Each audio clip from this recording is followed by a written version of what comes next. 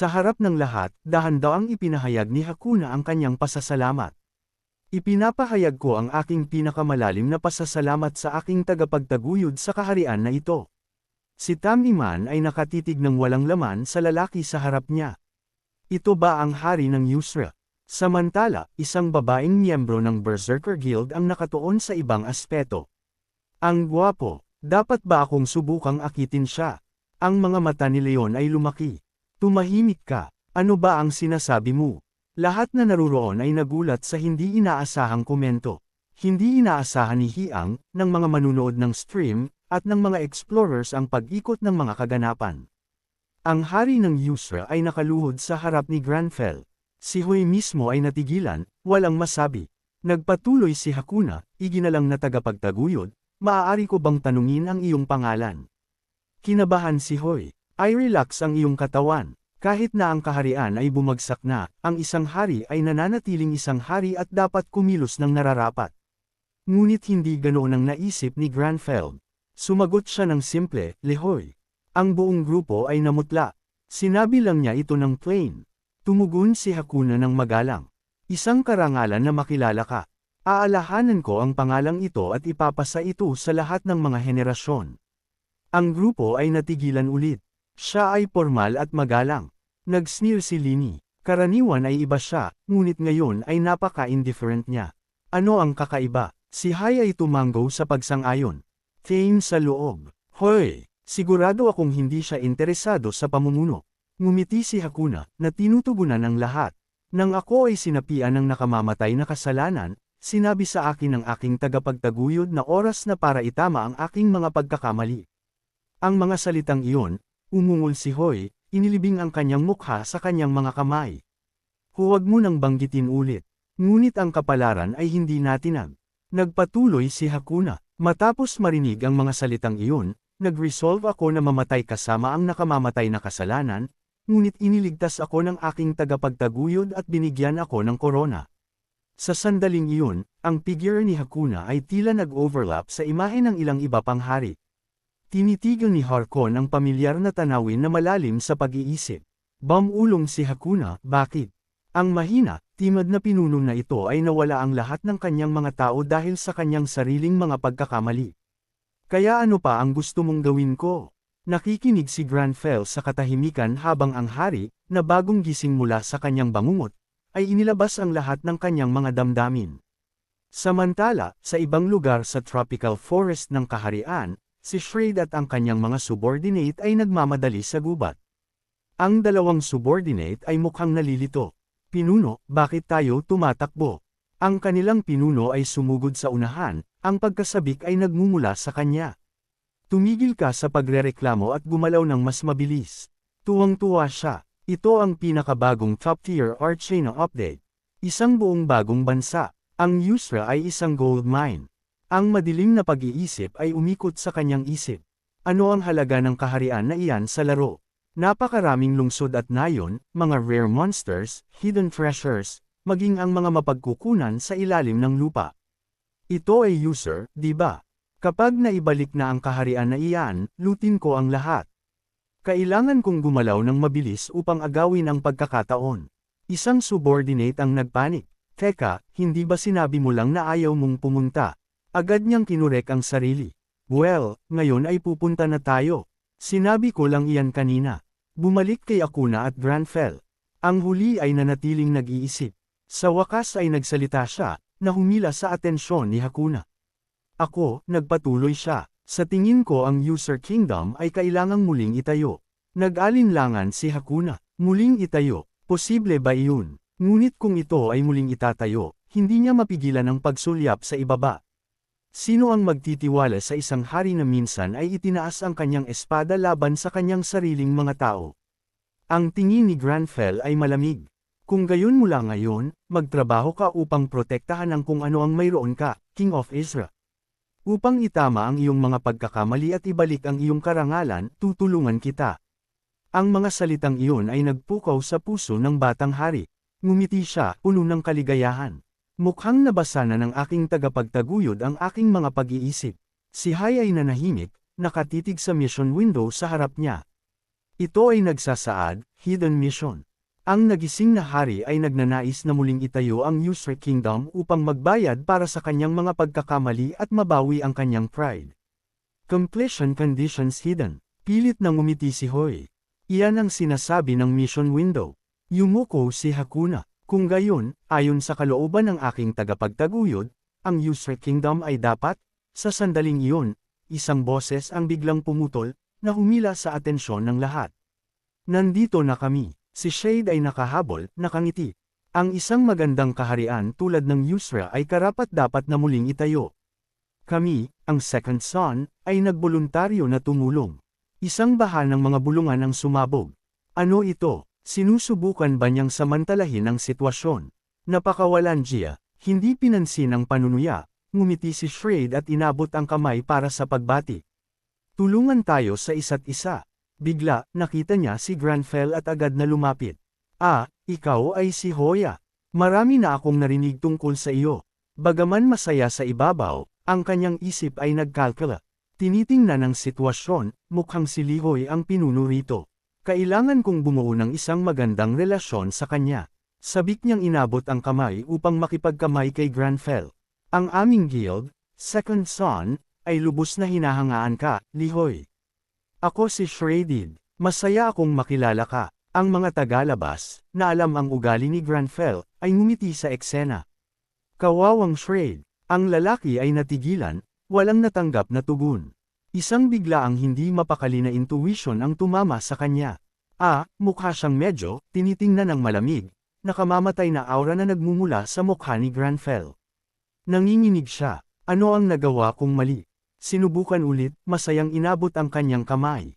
Granfell, masaya akong makilala ka. Ang aming guild Second Son ay lubos na hinahangaan ka, Lihoy. Ang Ikera ay nagpawi sa kanya. Mukha siyang hindi okay. Nagkamali ba ako? Ang katahimikan ay bumaba at isang awkward na tensyon ang nag-ayos sa espasyo. Pumasok si Park 1 upang iligtas ang sandali.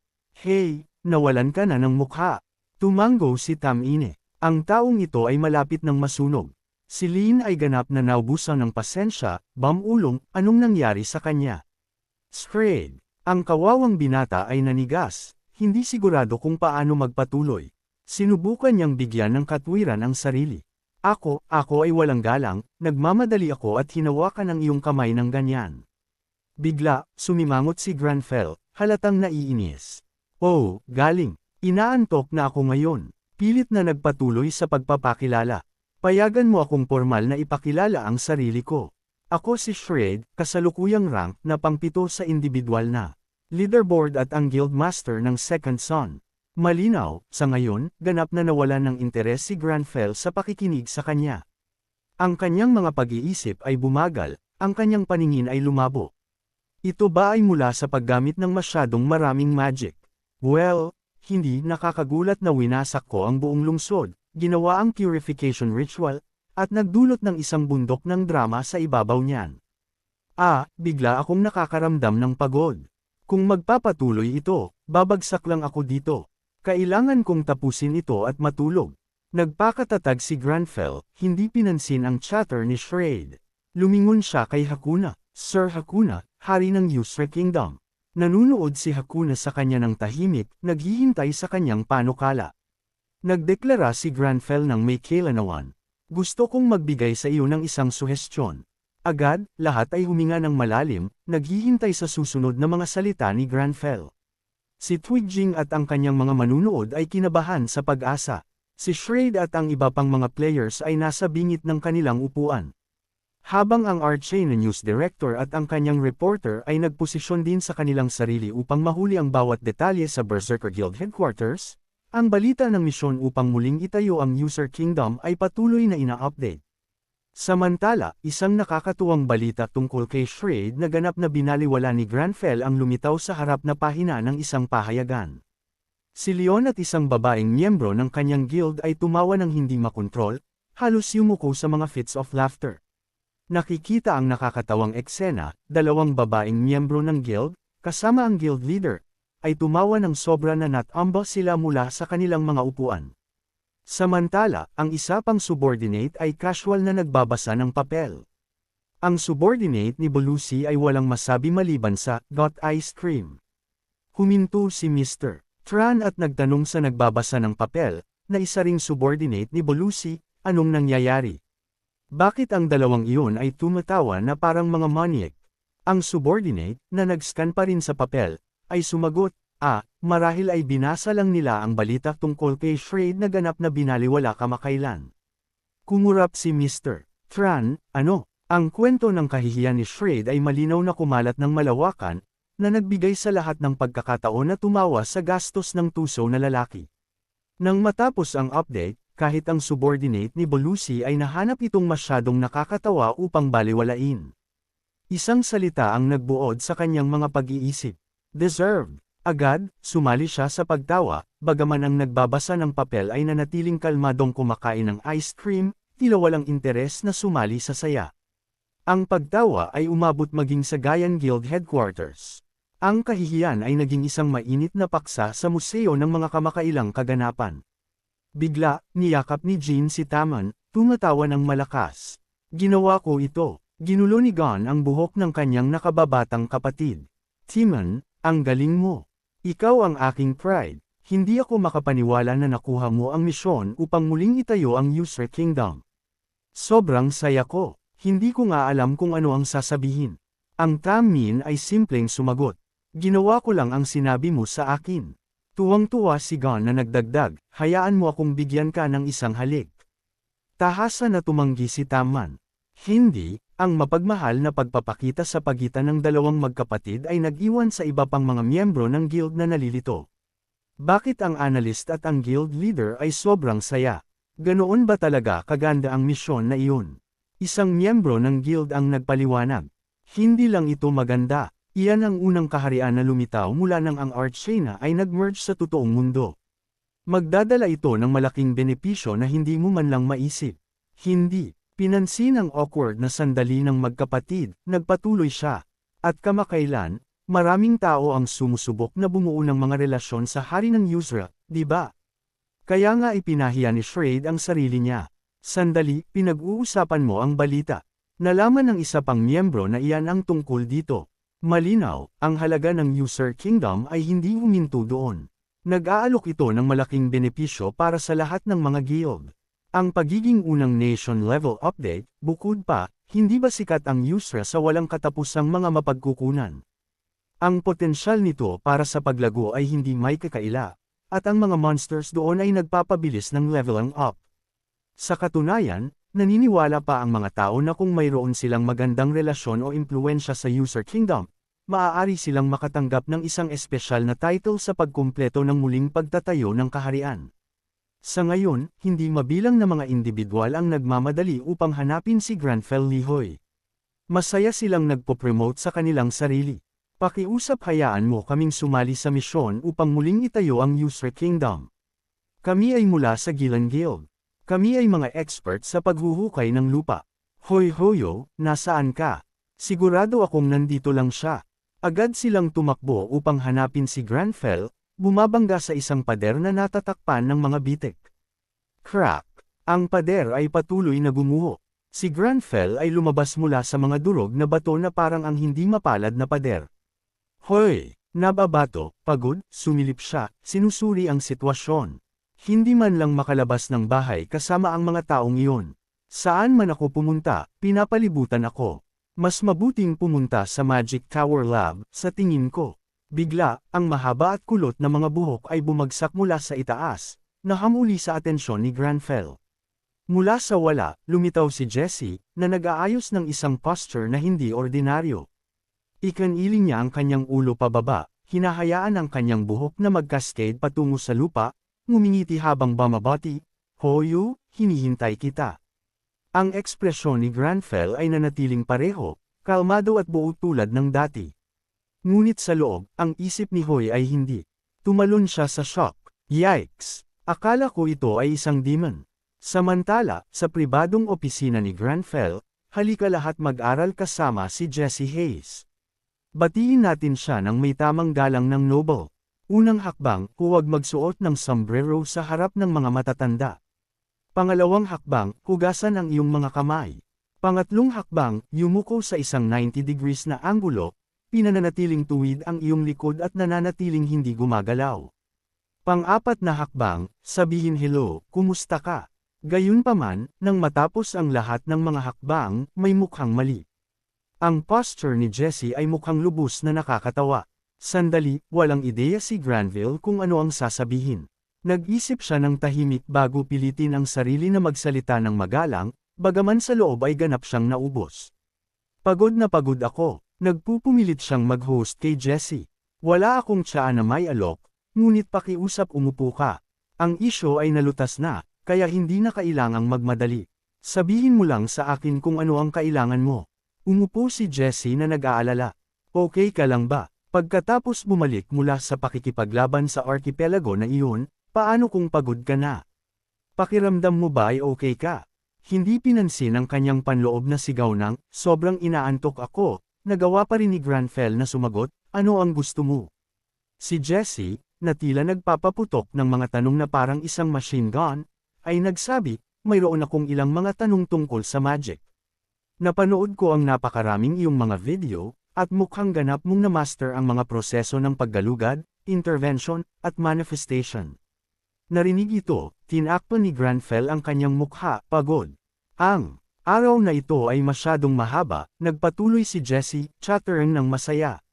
Kaya mo ring mga tuwiran sa sariwang kaalaman sa tabi ng pinuno ng magic, si Marcelo. Sinabi pa ng aking Master Mao, ikaw ay higit pa sa isang henyo. Ngunit wala ng focus si Granville upang sundin ang kanyang mga salita. Masyado akong maraming dapat isipin, lalo na tungkol sa greed demon na iyon. Tinatawag nito ang sarili nito na isang malaking kasalanan, ngunit hindi alam ang tungkol sa purification ritual. Paano ang isang napakalaking demon ay hindi makikilala ang kanyang natural na kaaway?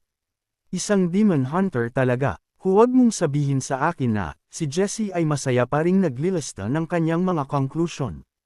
Kaya, ang kapangyarihan na ginamit ni Hoy ay advanced magic, di ba? Bigla, huminto siya. Tiningnan ni Jessie ang tao sa harap niya. Si Granville ay natulog na. Bamulong siya ng malambot. Hoy, tinitingnan ang natutulog na mukha ni Granville. Malinaw na ganap siyang naubos. Hindi alam ni Jessie kung ano ang gagawin. Tinitigan niya ang kanyang mukha at kahit sa pahinga, ang kanyang mga kilay ay walang malay na nakakunot. Dahan-dahan, inabot niya, umakyat sa mesa, at marahang inalis ang mahabang buhok na tumatakip sa kanyang mga mata. Magaan niyang hinawakan ang kanyang nakasarang mga talukap. Makalipas ang ilang sandali, nagising si Granville ng biglaan, kinukurap ang sarili pabalik sa realidad. Tinitingnan ang liwanag ng araw sa hapon na dumadaloy sa bintana. Naisip niya sa sarili, panaginip ba iyon? Kailan ako nakatulog? Sa kanyang mesa ay nakahiga ang isang note mula kay Jessie. Babalik ako ulit sa susunod. Sa ilalim nito ay isang postscript. Ang iyong buhok ay napakahaba, tinatakpan nito ang iyong mga mata. Nalaman ni Granville, masyado akong pagod, natulog ako sa harap ng isang bisita. Pinagsabihan niya ang sarili sa loob. Wala akong galang sa kanya. Bigla, isang mission notification ang lumabas. Ang alert ay nagsasaad, Marcellus Research Project. Ang pinuno ng Magic Tower ay gustong makipagkita sa iyo upang talakayin ang susunod na antas ng advanced magic na pinag-aaralan ng dalawang panig. Bukod pa rito, isang note ang nagdagdag, bilang ng mga high-level mages na dapat kumbansihin. 20. Habang kinukuskus ni Granville ang kanyang mga mata, bamulong siya, iyan ay may saysay. Nagtaka ako kung bakit napakatahimik. Ang mga Magic Tower mages ay hindi lang papayagan ang isang manlalakbay na tulad ko na sumali sa pananaliksik na ito ng madali. Bukod pa rito, si Marcelo mismo ang nagdala sa akin dito, kaya tiyak na umaasa sila ng marami. Sinubukan niyang kuskusin ang kanyang mga mata upang magising habang si Hoy ay humihikab ng paulit-ulit. Ngunit bakit ngayon? Inaantok ako. Bigla, isang katok ang umalingaw-ngaw sa pinto. Tumayo si Granville ng tuwid. Pumasok. Ang bisita ay pumasok.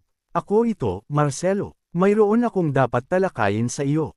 Kaya pumasok si Granville, nagpapatuloy sa linya ni Marcelo. Alam ko kung bakit ka nandito, pinuno ng Magic Tower. Si Marcelo ay tila medyo nagulat. Kailangan nila ng patunay ng pagiging kapaki-pakinabang ng high-level magic na pinag-aaralan natin ng magkasama. Sumulyap siya kay Granfell at sumimangot ng bahagya. Anong nangyayari sa kanyang buhok? Sa parehong sandali, bumulong siya ng may pagsisi, nakakahiya. Dahil lang sa aking sariling kawalan ng kakayahan, ang mga Magic Tower Mages ay nagdududa na ngayon sa mga kakayahan ni Hoy. Si Granfell, nakasuot ng kanyang vest, ay tumayo. Wala lang. Hindi mo kailangang sisihin ang sarili mo. Sa loob, naisip niya lang ang isang bagay. Sobrang inaantok ako. Sa pagkagulat, napaisip si Marcelo. Ano? Magalang na iginawi ni Granfell ang kamay kay Marcelo para mauna. Pakigabay ako. Kung hindi sila naniniwala sa akin ngayon, kailangan ko lang gawin ay paniwalain sila. Lumabas ang system notification. Kailangang kumbansihin ni Granfell ang karamihan sa mga high-level mage at makilahok sa Beus Convocation. Nasa kumperensya na siya, na puno ng mga high-level mage. Nakaupo sa unahang hanay ang isang napakagandang babaeng mage na tila siyang nagpapatakbo ng pagpupulong. Isa siyang senior mage mula sa Celestial Arts Academy. Nagkunot ang noo ni Beusabay sa kasiyahan. Traveler Lihoy, sayang, hindi mo maipapakita ang iyong galing mula pa sa simula. Ang triple-layered sealing spell na nilikha ng 3 high-level mage ay pipigil sa iyo na makapasok. Ngunit mukhang masyado na akong umasa sa iyo. Huwag mo nang isipin pang makapasok. Sa pagkakita na hindi napansin ni Granfell ang nakatagong pinto, lalo siyang ngumiti. Sa ngayon, hindi mo man lang makita ang nakatagong pinto doon. Ano pa ang kaya mong gawin? Isang imahe ang biglang lumitaw sa isip ni Belias habang nag-iisip siya. Explorer Lihoyol, mula pa sa simula, hindi mo pa napatunayan ang tunay mong kakayahan. Ang triple-layered sealing spell na nilikha ng 3 high-level mage ay dapat na pumihil sa iyo na makapasok dito. Huwag mo nang isipin pang pumasok. Hindi mo man lang mahahanap ang nakatagong pinto doon. Biglang may nangyari na ikinagulat ni Belly, Yusa, at ng mga nasa likuran niya. Halata sa mukha niya ang pagkabigla. Sa loob-loob niya, naisip niya, imposible. Paano niya nasira ang triple-layered sealing spell ng ganun kadali? Paano? Matapang na pumasok si Granfell. Nanlaki ang mga mata ng lahat sa gulat sa kanyang pagpasok. Nagkagulo ang isipan ni Bilay. Kahit si Marcelo, ang tagapagtatag ng mga magical doctrine na ito, ay hindi magagawa ito. Sa mga nakaupo, lahat ng mata ay nakatuon sa pinto habang seryoso ang ekspresyon ni Billy Uses, at malalim ang iniisip. Pumasok si Granfell na may halatang inis na ekspresyon. Mukhang may sumusubok na maglaro ng kalokohan sa akin. Natahimik ang lahat na nasa loob, natatakot sa mga salitang sinabi niya. Maging si Bilay ay nalito sa kakaiba at nagbabanta nitong aura. Ano ito? Anong klaseng nagbabantang pakiramdam ito? Diretsyong lumakad siya patungo sa babae. Naparito ako dahil mukhang gusto ng lahat na magpaabot ng pagbati sa akin. Samantala, nagkukumahog ang isip ni Beyasha.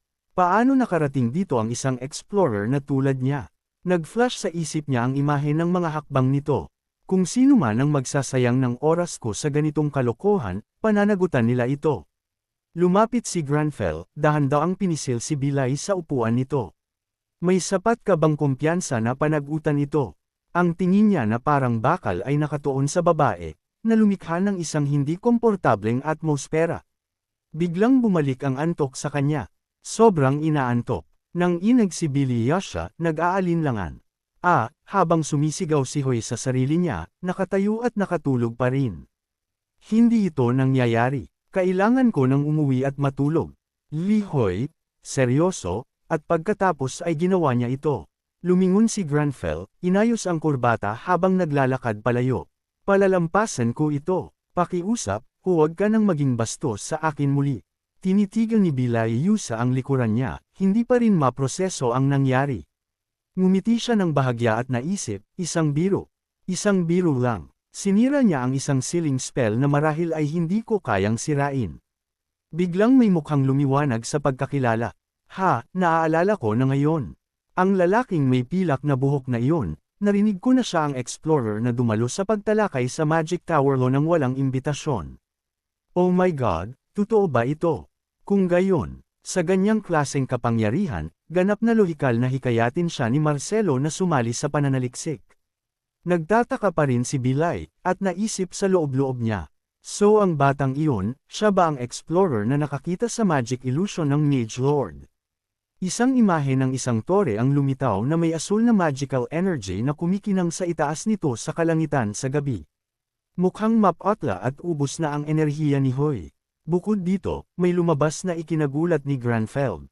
May notification na lumabas sa screen na nagdedetalye ng mga misyon na dapat niyang gawin. At naisip niya sa sarili, baka ang bilang ng mga mage na nakakakilala sa lakas ko ay tumaas dahil sa lahat ng nangyari. 3 pa lang pala. Mukhang sobrang kaunti. Hindi ko inakalang ganito lang kaunti.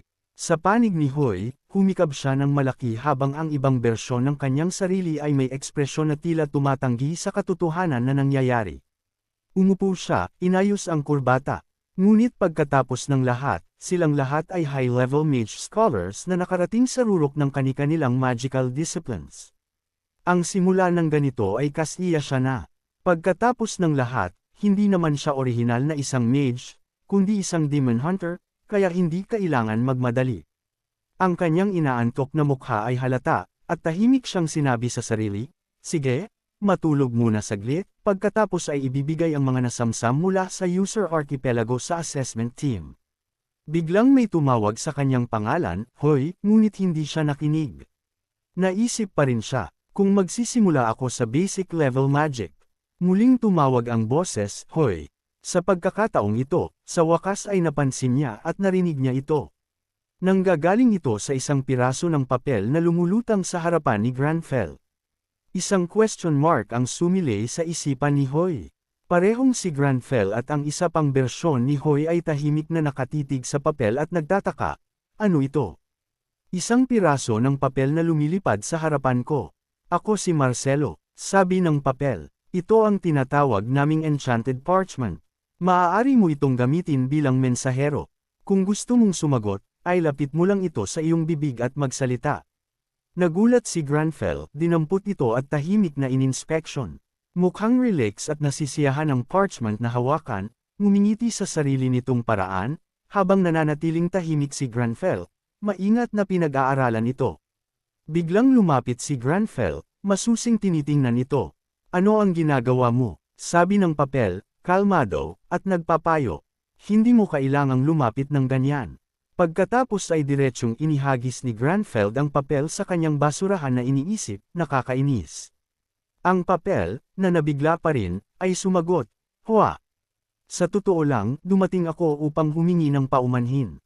Hoy! Narinig ko ang nangyari. Mukhang gusto lang nilang magbiro. Sa ngalan ng mga high-level mage, humihingi ako ng paumanhin sa kanilang kabastusan. Ang mga high-level mage ay yaong mga nakarating sa rurok ng magical skill anuman ang kanilang school of practice. Upang makuha ang isang posisyon sa pamumuno sa kanilang domain, kailangan nilang patuloy na patunayan ang kanilang kakayahan. Ipinatong ni Granfell ang kanyang kamay sa kanyang baba, malalim ang iniisip. Sa madaling salita, sila ang pinakamagaling na mage sa kanilang mga kasamahan.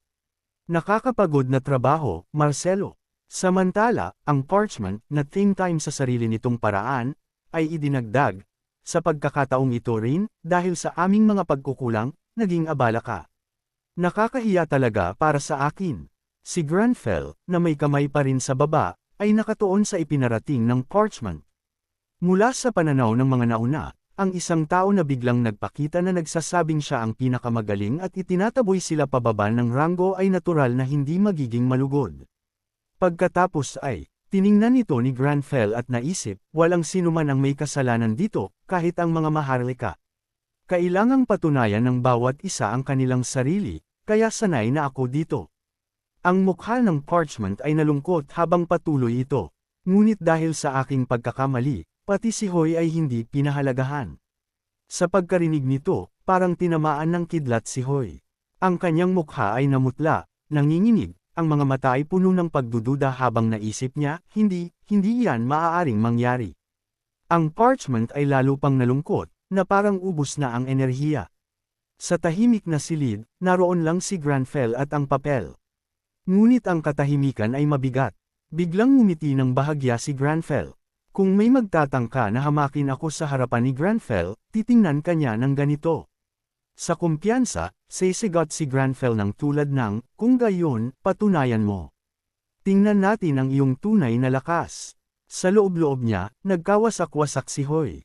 Sobrang sanay na akong marinig ang linyang iyon. Pagkatapos ay ang kalmado at kumpiyansang mindset ni Granfell. Kung gusto kong kilalanin ang aking kakayahan, kailangan ko itong patunayan. Sumang-ayon ang Parchment. Eksakto. Basta't patunayan mo ang iyong lakas sa mga nagdududa, magpapatalo sila. Ang mga taong may talento at tunay na kakayahan na tulad mo ay hindi kailanman dapat mag-alala tungkol doon. Ako ang naging bastos sa halip na isulat lang ito sa parchment na ito. Sana ay personal kitang nakilala at ipinaliwanag.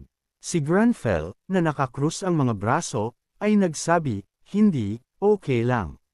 Biglang may lumitaw na isang suso sa desk, casual na gumagapang. Ang pangyayari ay tila ganap na natural. Bahagyang umatras si Granfell, tahimik na pinananatili ang kanyang pagmamalaki, habang ang parchment ay nag-iisip sa sarili. Talagang nagpakita ako ng pagiging makitid ang isip. Dapat ay naasahan ko na ang mga bagay na ito. Itinaas ni Granfell ang isang kamay, umiling. Huwag kang mag-alala tungkol doon. Pagkatapos ay inihayag niya, pupuntahan na kita ngayon din. Ang parchment, nagsalita ng mahinahon. Hindi na kailangan. Okay lang ako. Winigawi niya ang alok at taos-pusong isinaayos, maghintay ka ng 10 minuto. Dadating ako kaagad. Bago pa niya ito mapigilan, tinapos ni Marcelo ang tawag, at si Hoy ay hindi nakakilos. Ang mukha ni Hoy ay mas malala pa kaysa dati, halos umiiyak. Naisip niya nang walang magawa, sabi ko, okay lang ako. Ipinatong ni Granfell ang kanyang ulo sa kanyang kamay, pagkatapos ay yumuko. Gusto ko lang matulog saglit. Sa loob-loob niya, nagdamdam siya, kung magpapatuloy ito, mamamatay talaga ako sa lahat ng mga pangyayaring nangyayari ng sabay-sabay. Pagkatapos ay itinaas niya ang kanyang ulo, iniunat ang kanyang kamay habang tinititigan ito, naisip sa sarili, pagkumbinsi sa mga high-level mage, novice mage, hindi pa talaga ako isang mage. Hindi ba't sobrang hirap ng gawain ito para sa akin? Bukod pa, ang antas ko ay 226 lang, habang ang lahat ng high-level mage ay nasa 600 at pataas. Kung ikukumpara sa kanila, bata pa rin ako. Ngunit hindi ko ito hahayaan na huminto. Kung gusto kong makilala, kailangan kong patunayan ang aking sarili, gawing totoo ang imposible, at alisin ang kanilang mga pagdududa. Sa 4 na salita lang na binigkas ng may hindi natitinag na determinasyon, makialam, at magpakita para sa pagmamalaki ni Lihoy, para sa dangal ni Granfell, itinuon ni Hoy ang kanyang mga kamay ng matatag, tumingin sa itaas, at ngumiti. Bigla, nakaramdam siya ng pagduduwal. Ano ang nangyayari? Naglabasan ang mga imahe. Isang figure na ganap na relates, ang isa ay nasusuka na parang mamamatay na. Baka dahil sa paggamit ng light magic sa buong oras na ito ay naubos na ang aking mana. Ngunit ang light magic ay isang napaka-basic na skill na para sa mga nagsisimula pa lang na mage. Biglang may kumatok mula sa labas. Hoy, nariyan ka ba? Si Marcelo ito, pwede ba akong pumasok? Si Granfell, na may seryosong ekspresyon, ay ipinatong ang kanyang mga kamay sa lamesa, magkakapatong ang mga daliri, at tumango. Pumasok ka. Ang pagkontrol sa ekspresyon ng mukha ay isa ring skill na ipinagmamalaki ni Granfell. Nagbago ang eksena sa mga imahe ng mga taong nagtatayo ng isang gusali na may anunsyo at isang boses na tumutunog, Hoy, nakita mo ba iyon? Lahat ay nagkakagulo. Lumabas ang mga mukha ni Chi Min at Tam Ine. Ang kunot ng noo ni Taman ay malinaw na nakaukit. Bakit biglang pinagdududahan ang kakayahan ni Hoy? Muling kumatok ng malakas, na sinundan ng parehong boses. Hoy, nariyan ka ba? Si Marcelo ito, papasok na ako. Ang malaking pintuan na gawa sa kahoy ay bumukas, na naging dahilan upang matigilan si Marcelo sandali sa gulat sa dami ng magical residue sa silid. Hindi niya matapos ang kanyang pangungusap, ang kanyang, hi, ay natigil sa gitna ng hangin. Kalmadong itinaas ni Granfell ang kanyang ulo at sinabi, pakiusap, pumasok ka. Tahimik na naisip ni Lihoy. Ang pagkontrol sa ekspresyon ng mukha ay talagang isang skill na maipagmamalaki ni Granfell. Samantala, si Marcelo ay humanga pa rin sa kanyang naramdaman. Tiningnan niya ang silid, nagbulong, ha. Dahil sa pangamba, kusang hinawakan ni Hyle ang mga balikat ni Granfell ng mahigpit gamit ang parehong kamay. Gayunpaman, pinanatili ni Granfell ang kanyang pagiging kalmado, pinagdaop ang kanyang mga kamay at magalang na nagtanong, may problema ba, Master Marcelo? Sa wakas ay sinabi ni Marcelo ang pag-aalala na bumabagabag sa kanya. Gumamit ka ba ng magic dito sa silid na ito? Sa pagkarinig nito, bahagyang nagulat si Granfell sa loob-loob, ngunit hindi siya nagmadali na magpaliwanag. Sa kaibahan, mabilis na inamoy ni Hoy ang hangin sa silid na parang isang maliit na aso, nagtataka, may mahinang amoy pa rin ba ng fire magic? May amoy ba na bahagyang nasunog? Hindi pinansin ni Granfell ang parang maliit na aso na pag-amoy.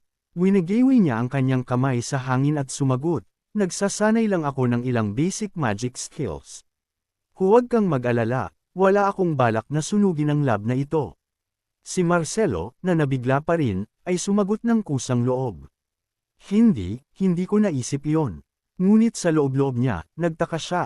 Ngunit talaga, nagsasanay lang siya ng basic magic.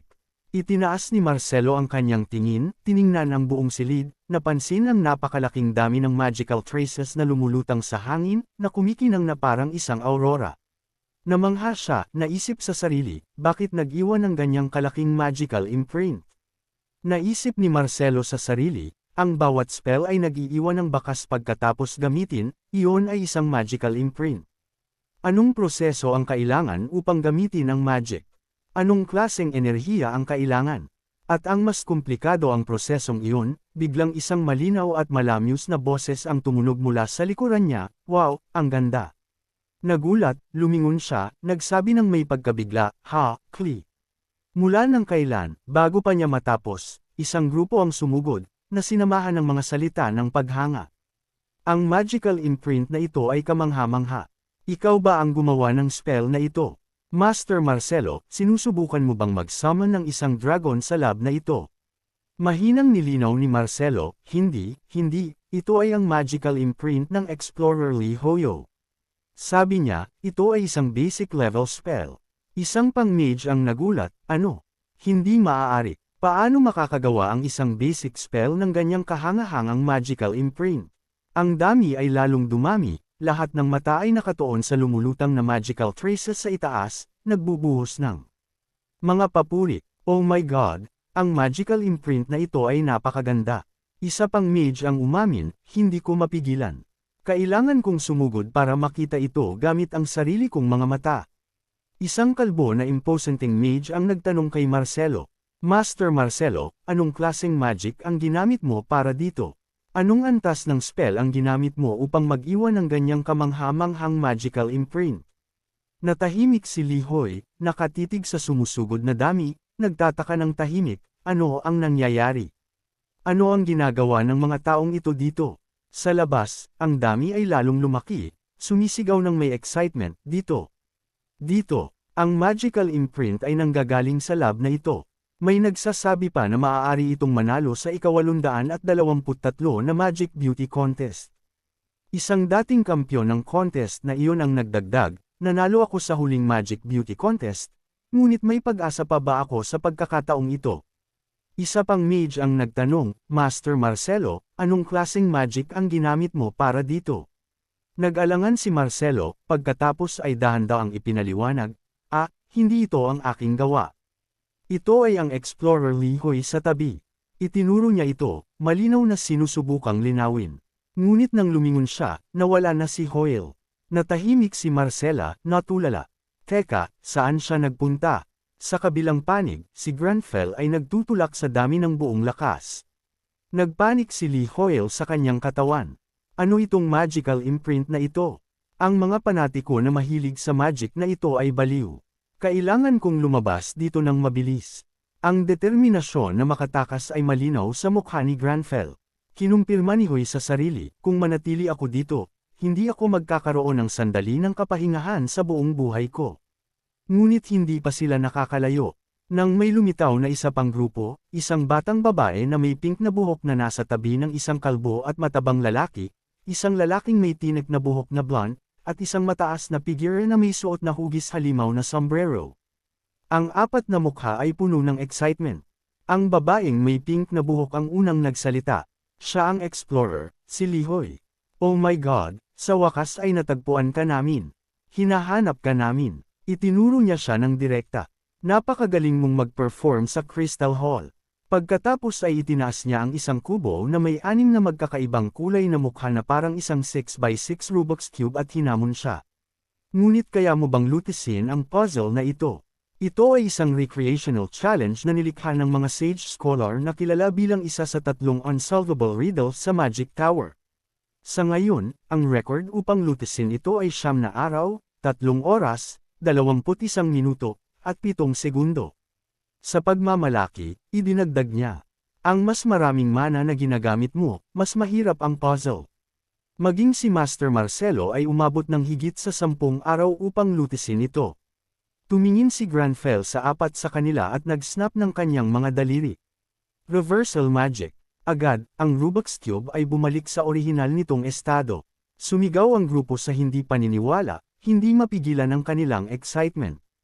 Oh my God, isang bagong record. Lihoy, binabati kita. 1 segundo lang. Habang tumatakbo siya pababa ng hagdan, isang system notification ang lumabas sa kulay. Karamihan sa mga high-level mage ay nakumbinsi na 7/20ths. Tahimik siyang ngumiti. 7 na. Sa ganitong bilis, matatapos na ito sa lalong madaling panahon. Habang nakatuon siya sa notification, biglang may sinag ng ilaw na direktang sumikat sa kanyang mukha, ang kislap ng isang telepono. Nakatitig si Granfell sa pagkabigla sa masigasig na dami ng mga reporter sa ibaba. Lumabas siya. Natahimik siya, nakatingin sa kumpol ng mga mamamahayag na nagsisiksikan. Ang kanyang ekspresyon, 100 question mark ang pinagsama-sama. Itinaas ng mga reporter ang kanilang mga telepono at recorder. Isang tao ang nagtaas ng isang recorder at sumigaw, maaari ba kaming magtanong? Talagang ikaw ba ang mag-isa na tumalo sa dakilang kontrabida sa mga isla? Ang isa pa ay nagtanong, may mga alingaw na kinukuha mo lang ang kredito para sa gawa ng iba. Sa ngayon, maraming debate tungkol dito. Maaari mo bang bigyan ng paliwanag ang publiko? Parehong si Granfell at Lihoyo ay natigilan sa impormasyon na kanilang natatanggap. Malinaw, wala sa kanila ang nakakaalam ng mga alingaw na ito. Tahimik na nagtaka si Hoy. Ano? Debate tungkol sa ano? Tumigas ang ekspresyon ni Granfell, at nagbigay siya ng isang linya na ikinagulat ng lahat. Mga bastos kayo. Wala akong obligasyon na sagutin ang mga hindi marunong mag-asal. Hindi pa natatapos na proseso ni Hoy ang mga salita ni Granfell ng isang alon ng mga mage ang sumugod mula sa likuran. Nandito siya. Ang mga mage ay sumugod, nagpapalabas ng mga tanong pagkatapos ng tanong sa kanya. Hoy, Explorer, may mga tanong kami tungkol sa iyong magical imprint. Totoo ba na ang nilikha mo ay basic level light magic? Ang nagtatanong ay may hawak pa na Granfell doll. Malinaw na isang diehard fan. Isang mas matandang mage ang nagdagdag, nagcast ka lang ng mga spell sa lab. Pinag-aralan ko ang magic sa buong buhay ko at hindi ko pa nakamit ang isang bagay na tulad ng ginawa mo. Niyakap ni Hoy si Granfell ng mahigpit, sumisigaw, oh my God, ano ang nangyayari? Hindi tumigil ang kaguluhan sa likuran niya at sa harapan, mas maraming ingay ang sumabog. Ang kanilang hinala na si Hoy ang gumawa ng tiyak na pinsala. At nandoon ba talaga si Shrey? Lumaki ang panik ni Hai. Ito na ang katapusan. Sa likuran niya, ang mga mage ay sumigaw ng Salaitan, Explorer at Hey Buddy. Sa harapan, ang mga reporter ay sumigaw, Lihoy. Hoy! Nag-alala si Hoy, masama ito. Gusto kong umiyak. Ano ang gagawin ko? Pakiramdam ko ay parang isda na nahuli sa lambat. May paraan ba upang makatakas dito? Biglang may lumitaw na kakaibang magical energy, na nagtanong kay Hoy, ha? Sinundan niya ang pinagmulan nito, at natuklasan niya na nanggagaling ito sa gilid na pader at nagulat siya. Ano iyon? Isang magandang kulay rosas na magical stream ang damaloy mula sa katabing pader. Naisip ni Hoy ng mentally. Ang mana flow sa pader na iyon ay nagbago. Isang taong may pulang buhok, marahil ay isang streamer, ay nag-abot ng isang telepono patungo sa kanya. Hoy, Hoy, isang salita lang. Sa pagkakita sa excitement ng dami, nagpa siya si Hoy, hindi ko alam. Mabilis, dumulas siya sa kumikinang na gilid na pader, iniiwan ng mga reporter at mage na nakatitig sa pagkabigla. Ang naunang reporter ay nanatiling natulala, bukas ang bibig. Siya, ang dami ay nagbulong-bulungan, iniunat ang kanilang mga leeg patungo sa pader. Ano ang nangyari? Ang mage na may hawak na Granfell doll ay sumigaw, "Explorer!" Ang matandang mage ay nagbulong, "Teka, Magic Tower ko." Ang iba pang reporter, na may mga telepono sa kamay, ay nagtanong sa isa't isa, "Lihoy, saan siya nagpunta? Naglaho ba siya?" Sa kabilang panig ng pader ay isang silid. Isang batang babae o sa halip ay isang magandang ginang ang nakaupo sa desk. Nakakrus ang mga binti, na lumilikha ng isang kapansin-pansing eksena. Tumingin siya sa itaas, natigilan sa bagong dating, at isinara ang kanyang libro, nagsabi, anong sorpresa?" Ipinatong niya ang kanyang mga kamay sa desk habang ang sikat ng araw ay dumadaloy sa bintana, na lumilikha ng isang romantikong kislap.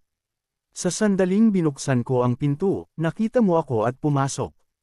Tulad ng inaasahan, ikaw ang nakakita sa illusion magic ng Tower Master. Sa wakas ay na-realize ni Hoy kung sino siya. Ito ba ang parehong tao na nakilala niya sa Crystal Palace kaninang umaga? Tahimik na napansin ni Granfell ang kanyang mga salita. Ang pagbubukas ng pinto, ibig sabihin ba ay tinulungan niya ako? Kinumpirma niya sa loob-loob. Sa sandaling iyon, naramdaman ko lang ang mana ng pader na ginambala. Ito ay katulad ng nang naramdaman ko ang illusion magic ng Tower Master at naramdaman ang mana ng pader na nagbabago sa espasyo. Sa oras na iyon, sinubukan ko lang na hanapin ang binagong magical power ng pader at ibalik ito sa orihinal nitong estado bago ginambala. Ang magic na iyon ay napakasimple. Tinitigan siya ng babae sandali, pagkatapos ay bigla siyang nagtaas ng kanyang kamay upang takpan ang kanyang bibig.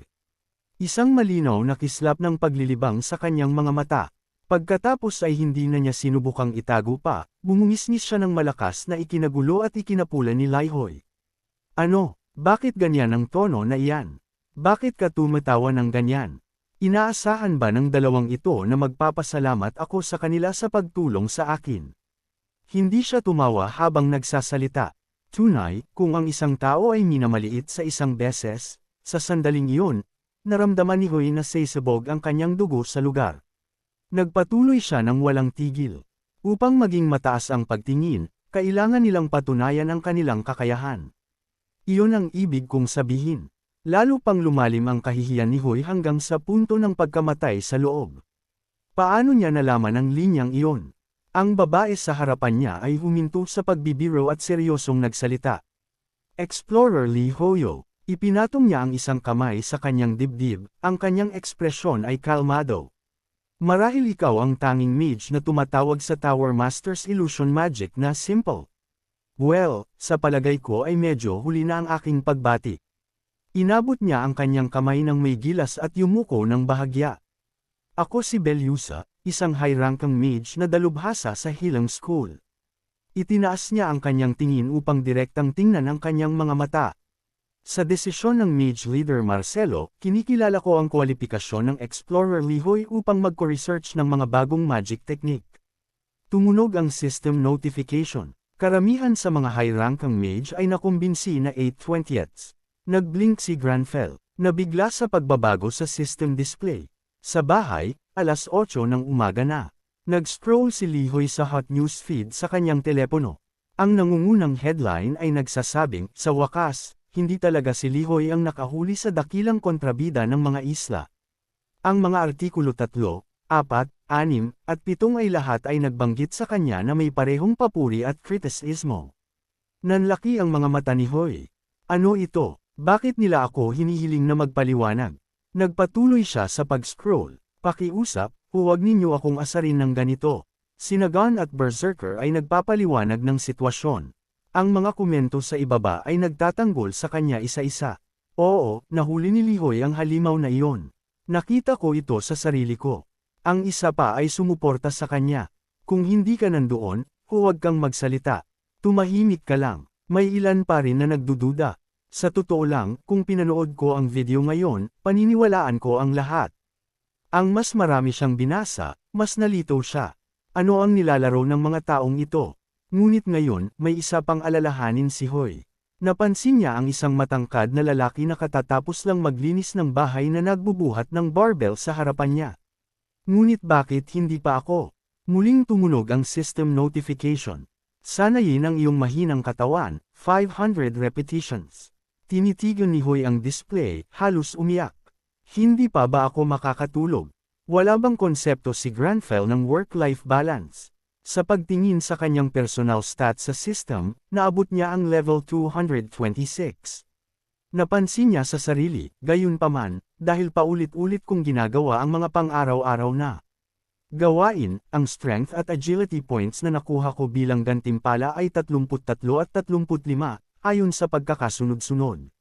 Kung ikukumpara sa ibang mga manlalaro ng parehong level, 10 hanggang 20 points ang lamang ko. Inuulit ko lang ang mga pang-araw-araw na gawain at gayon paman, malaki ang agwat. Tunay na kahanga-hanga. Mahusay na hiniwa ni Granfell ang mga carrot sa tabi niya sa isang halos robotic na ritmo. Samantala, nananatiling masigasig si Li Hoy. Siyempre, para sa isang Demon Hunter, ang strength at agility stats ay hindi gaanong impactful. Walang melee skills, walang wide area combat techniques. Gayunpaman, ang ilang mga bentahe ay tumutulong sa akin na makumplito ng maayos ang mga gawain, kahit na ang maliliit. Kinuskos niya ang kanyang ilong at tinanggap ang katotohanan. Hindi bababasa, dapat ay makakuha din ako ng ilang magic points. Umupo si Hai sa paanan ni Granfell. Naisip na ang talento ng master ay nagpapahintulot sa kanya na matuto ng magic ng mabilis. Kahit na kaunti lang ang kinalaman nito sa demon hunting, magiging kahanga-hanga kung maipapakita niya ang kahit kaunting galing sa melee combat. Pinanood niya si Granfell na kalmadong hinihiwa ang mga gulay na parang ang sword techniques na ginamit ni Harwan. Sa sandaling iyon, mayroong isang bagay na hindi karaniwan tungkol dito. Biglang natigilan si Granfell, isinara ang kanyang mga mata, inaalala ang mga fluid movements at sword strikes ni Harkon. May mali, pakiramdam ko ay lumulutang ito. Dahil nakapikit ang kanyang mga mata, hindi niya napansin na ang mahinang asol na magical sparks ay nagsimulang umikot sa paligid niya, at maging ang tubig sa malapit ay nagsimulang lumutang. Nakatitig si Li Hoyle sa pagkabigla kay Granfell habang ang kutsilyo na humihiwa sa carrot ay biglang hamaba, nagpapalabas ng isang nakakagulat na pagdami ng kapangyarihan. Ang strike ay humiwa ng malinis sa kusina, nagpapadala ng tubig at mga carrot na lumilipad sa hangin at nagcrack pa sa pader na gawa sa tisa sa harapan. Tumilamsak ang tubig ng ligaw sa labas.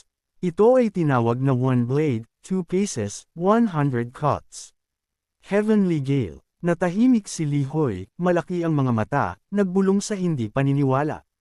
Ano, isang strike lang. Habang humihiwa ng mga carrot, na-unlock niya ang isang bagong sword technique. Sa labas, ang tubig ay tumilamsak ng mataas, na bumubuo ng isang malaking bahaghari sa kalangitan. Isang batang lalaki na naglalakad kasama ang kanyang ina ay tumuro ng may excitement, "Mama, tingnan mo." Ang tubig ay tumitilamsik doon. Isang matandang lalaki, magkakadikit ang mga kamay, ang lumapit mula sa malayo, nagsabi, "Ang ganda ng bahaghari." Tanging dalawang bystanders na nakatitig sa napakalaking butas sa pader ang nagbulungan sa isa't isa sa pagkabigla, ano ang nangyayari? Basang-basa mula ulo hanggang paa, si Hoyo ay nakatitig lang sa hindi paniniwala sa kaguluhan na nangyayari sa harapan niya. Sa kanyang isip, ang tanging naiisip niya ay, baliw ito. Habang humihiwa ng mga carrot, na-realize niya na nasasaksihan niya si Granfell na may hawak na kutsilyo sa kusina na nagpapalabas ng asul na enerhiya na iyon, na nagpapabangon sa parehong sword aura na nakita niya dati. Ang pagkamangha ni Hoy ay natapos sa isang eksena ng ganap na sakuna.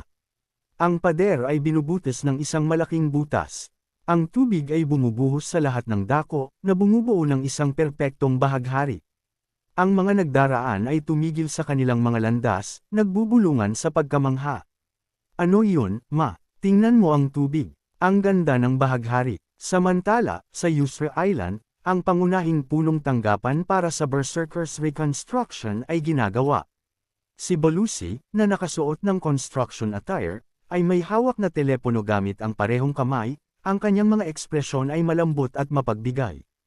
Habang nakatuon siya sa screen, ang kanyang dalawang subordinate ay nagpalitan ng kinakabahang tingin, hindi komportable sa tindi ng kanyang titig. Ang isa ay tahimik na bumulong sa isa, bakit nasa doon na naman ang ating guild leader? At ano ba talaga ang pinapanood niya sa YouTube? Ang isa ay nagkibit-balikat, may hawak na sarili niyang telepono na may nagbitiw na ekspresyon, walang ideya. Balik sa screen ni Belushi, nagpe-play ang video ng isang reporter, sinusubukang ipagtanggol ang isang tao na nagngangalang Shrey tungkol sa insidente sa User Island. Kaya ang mga pahayag na ginawa ni Scrub ay tungkol sa paghawak niya sa boss kasama ang mga kabalyero. Pakiusap, maunawaan na hindi namin maaaring sagutin ang lahat ng kontrobersya, nang hindi natatapos ng reporter. Mabilis na lumipat si Belushi sa isa pang video. Ang isang ito ay mula sa streamer na si Huigang na paulit-ulit na sumisigaw tungkol sa kadakilaan ni Hoy. Siyempre, ang atin mismong si Lihoy ang tumalo sa lahat ng mga halimaw ng mag-isa. Nandoon ako, nakita ko sa sarili ko. Halos maging isang malaking sakuna. Nang lumitaw ang Grand Villain, lahat ay natigilan sa matinding takot.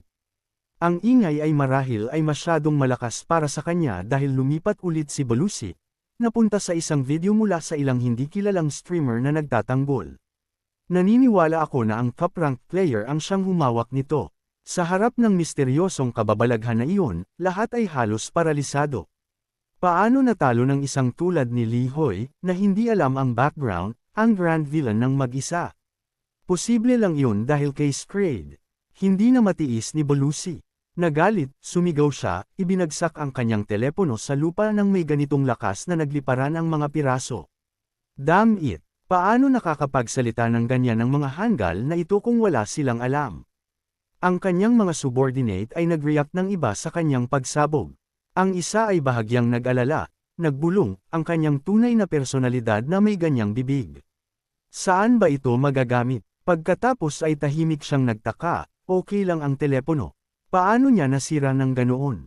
Ang isa pa ay tila sanay na sa kanyang galit. Casual siyang may hawak na lata ng inumin at sumagot, ginagamit para makipaglaban sa ibang mga guild, syempre.